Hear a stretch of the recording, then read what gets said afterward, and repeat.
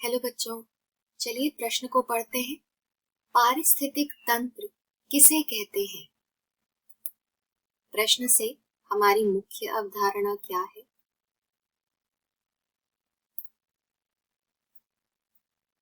प्रश्न से हमारी मुख्य अवधारणा है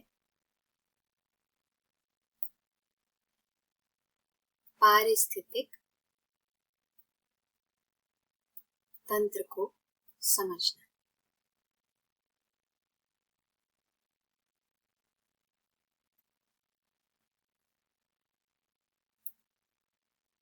पारिस्थितिक तंत्र को समझते हैं।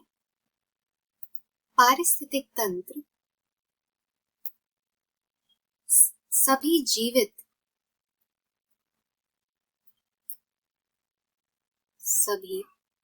जीवित तथा निर्जीव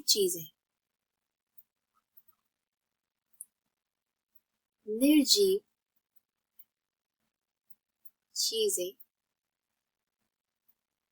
जैसे पौधे,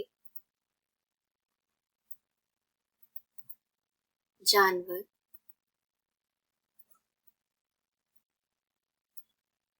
सूर्य,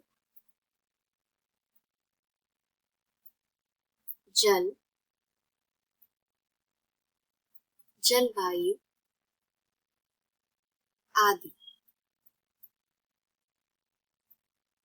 इन जीवित तथा निर्जीव चीजों के बीच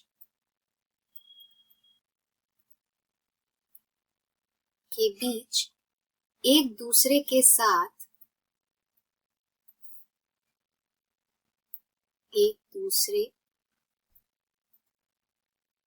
साथ एक जटिल संबंध,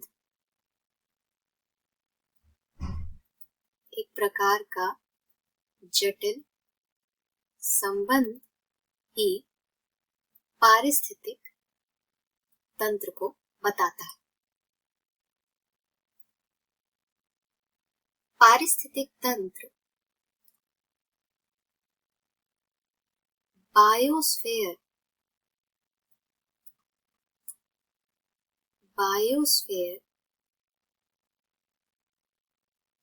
की नींव है, या यूं कहिए तो यह पृथ्वी के प्राकृतिक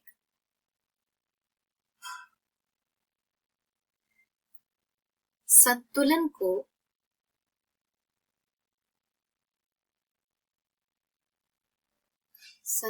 को बनाए रखता है।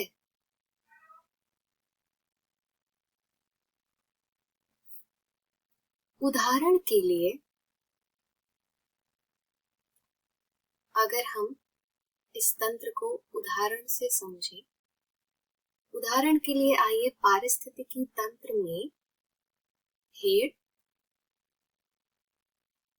भेड़ और शेर,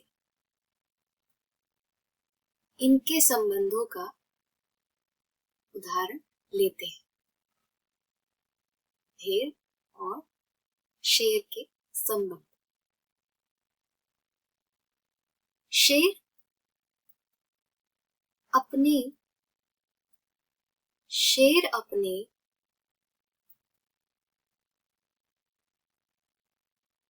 जीवित रहने के लिए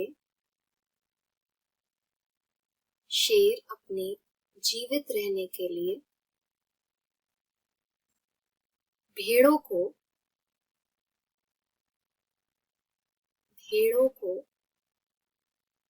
खाता है।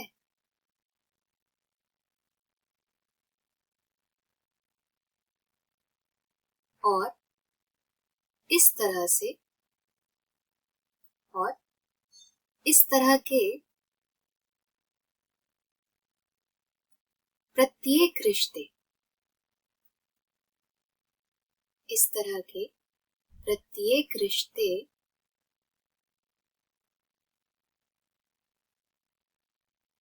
का प्रभाव इस तरह के प्रत्येक रिश्ते का प्रभाव उसी क्षेत्र में, उसी क्षेत्र में रहने वाले जीवों या रहने वाले जीवों और पौधों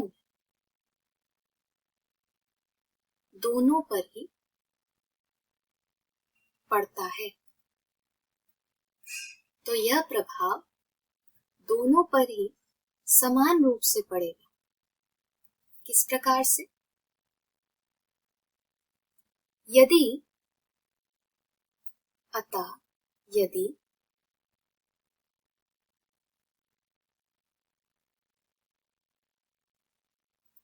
यदि शेर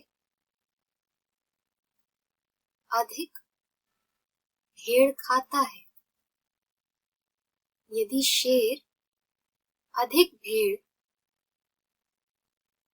खाएगा तो इससे क्या होगा? शेर के अधिक भेड़ खाने से भेड़ों की संख्या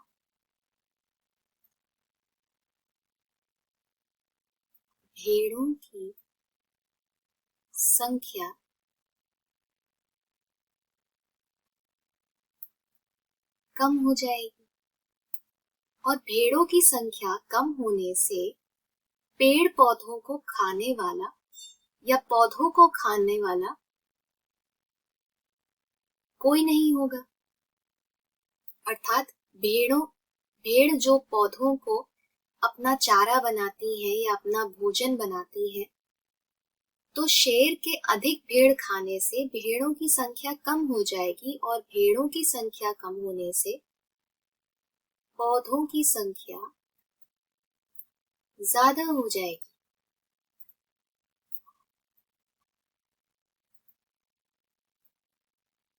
वे फलने फूलने लगेंगे क्योंकि पौधों को खाने के लिए अब बहुत भेड़ें नहीं हैं।